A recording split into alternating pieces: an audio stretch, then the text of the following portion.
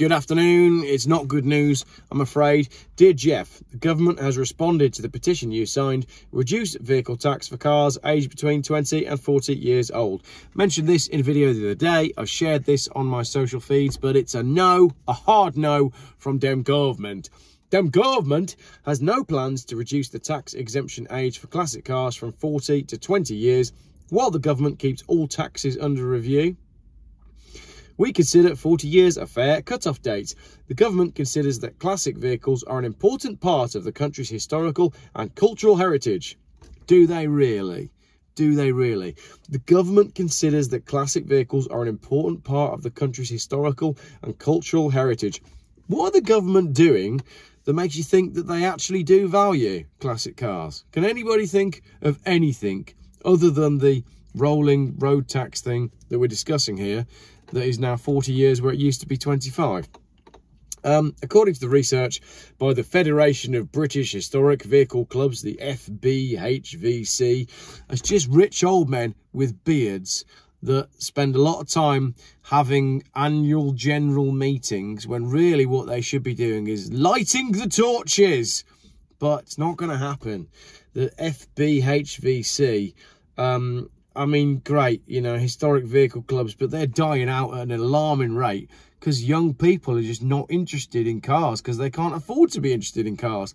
So you've got all these stuffy boardrooms full of stuffy old men wearing tweed jackets going, oh, how do we get the youth to be involved in the classic car movement? How could we, what incentives could we do? I know, let's have an incentive where we lend a family a classic car and that will get them into classic car. It's a problem across the board. You can't just focus on classic cars. You got to light the torches now because car ownership is under attack, and a few bearded men in tweed suits that own Jaguars and Allards isn't going to help the youth of today who can't afford to drive. And because the youth of today can't afford to drive, when they're bearded and wearing tweed, they're not going to be interested in owning classic cars. It starts with the grassroots, which is people getting on the roads. If people can't get on the roads, they're not going to be into classic cars. If new people aren't getting into classic cars, the clubs are going to die and the values are going to crash. I need help. It can't just be me saying this stuff. The beardy people, they don't realise that it's going on such a large scale. They don't realise that they could actually play an active role in lighting the torches and getting a fire started underneath the classic car industry to get people to wake up to the war on the motorist. James Ruppert, the journalist I'm going to meet next week again, actually, has been saying this for years, but the media is pretty silent on the fact that the car thing, the whole car thing, is under attack. Wow, I didn't think I'd get quite this angry in this video, but apparently I'm quite angry today. Something to do with the skies. Anyway, according to research by the Federation of British Tweed People with Beards that own Allards, in their publication of the 2020 National Historic Vehicle Survey, the historic car industry employs around 34,000 people in the UK. Recognising the important role played by historic vehicles, At the Budget 2014, the government announced it would introduce a rolling 40-year vehicle excise duty exemption for classic cars. This means that currently, vehicles constructed before the 1st of March 1984 are exempt from paying VED. Great. So what they're saying is the government did a great thing at the budget in 2014 when they introduced a rolling 40-year exemption for vehicle tax on classic cars. Notwithstanding the fact that it used to be 25. When I first started driving, 25-year-old vehicles would be exempt from road tax, but they changed it to 40. I think Labour changed it to 40, and it's been that way ever since. The law does not specifically define a vehicle as historic or classic for registration purposes, and it is widely recognised that there are many factors other than age which influence whether a car is considered a classic. The government has therefore set 40 years at being a fair cut-off date to distinguish classic cars from older cars. It's like retirement, isn't it? It's like you reach 65 and then you retire because you've done your dues and you've worked all your life and you've paid in, and now it's time for some you time. I mean, that whole system I could tear apart because who wants to work for 65 years and then retire? I just firmly believe in have a job that you enjoy, that's your hobby, and then don't focus on retirement and getting your pension because you'll enjoy your life throughout instead of waiting until you're 65, by which point you'll probably be dead anyway. I went to a funeral yesterday for someone that really shouldn't be dead, and maybe that's why I'm so angry today. I'm a bit bitter about the whole thing. But that's my point. The car I'm sitting in right now is 30 years old. It's had 30 years of paying road tax. It's done 241,000 miles, so it's done 241,000 miles at 25 miles to the gallon. So it's also paid its fair share of road duty on the petrol, fuel duty.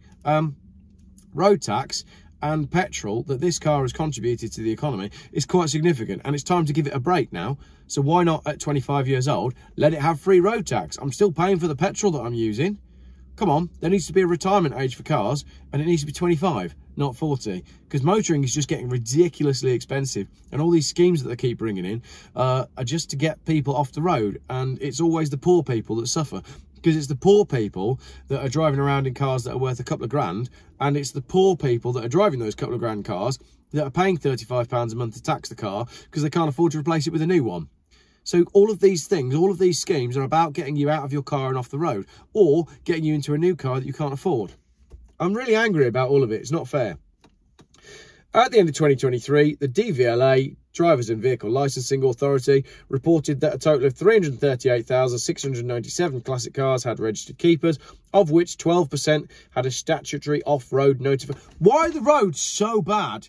The roads are terrible, and I know road tax is no longer anything to do with fixing the roads, but I've driven this car 583 miles in the last 3 days, and the roads are terrible everywhere. Apart from those big fast roads in Scarborough, everywhere you go, the potholes are ridiculous. We hit a pothole going into Tamworth Services, right, off the M40 or the M1 or the M42. Anyway, this pothole was so big, all the occupants of my car cried out in terror. How is our road network so bad? What are we paying for? I'm getting angrier as this goes on. Reducing the threshold from 40 to 20 years would result in significantly more vehicles being categorised as classic cars, and therefore benefiting from the exemption of VED, with a corresponding revenue impact. I don't care if me not paying tax on my car impacts your revenue. Stop wasting taxpayer money on stuff that people don't need, right? I've just seen in the news today on Facebook that the police or the government or whoever's paying for it are now putting up these armoured cameras with spikes to stop you climbing up to get them. I've got an idea, right? Let's take all the money that you've spent on installing ULEZ cameras and fix the fucking potholes. How about that? How about that? Let's have a world-leading road infrastructure network instead of everywhere I drive thinking, wow, we really are declining into some sort of third world backwater. The petition also referred to the costs of annual VED for a vehicle that is infrequently used. The current VED system is a tax on vehicle ownership. Oh, there you go. It's admitted there. It's a tax on you for owning your vehicle. They're charging you for the fact that you own your car. The car that you... I'm not getting into it. With rates based on factors including vehicle type, engine size, date of first registration, and carbon dioxide emissions. However, motorists additionally pay fuel duty on the petrol and diesel which they purchase, so those who complete significant mileage in cars that run on petrol or diesel will pay more in fuel duty than those who drive fewer miles. Revenue from motoring taxes helps ensure we can continue to fund the vital public services and infrastructure that people and families across the UK expect. However, the government also recognises that transport is a major cost for households and businesses. That's why, at the Spring Budget 2024, the government also announced maintenance of fuel duty at its current rate for an additional 12 months. Thank you, the benevolent government that absolutely cares about its people. Bollocks. By extending the temporary 5p fuel duty cut and cancelling the planned inflation increase for 24-25. That represents a saving for drivers this year of around £3.1 billion, for the average car driver around £50. No, it's rubbish, because when the government introduced the 5p fuel duty freeze, all the retailers just added it on. While there are no current plans to reduce the tax exemption for classic cars from 40 to 20 years, the government keeps all taxes under review and welcomes representations from the public on improvements to the tax system. Abolish it, abolish all of it, and give us the services that we want, and start acting like a government that actually cares for the people, and start acting like a government that is concerned about the fact that the people can no longer afford to live. The cost of living is beginning to outweigh the benefits of doing so. Thank you for watching. Sorry for being angry. I just feel like there's a lot of funerals going on at the moment. I was going to go film at a pub down the road, but there was a funeral, well, a wake or something going on after that. And it makes people angry and it makes people sad when people are taken from us that shouldn't be. or when money is taken from us that shouldn't be. But the government won't be changing the rolling road tax exemption from 40 to anything lower, because all the government wants is your money. Right, another couple of videos coming up today, which hopefully will be a lot happier than that one.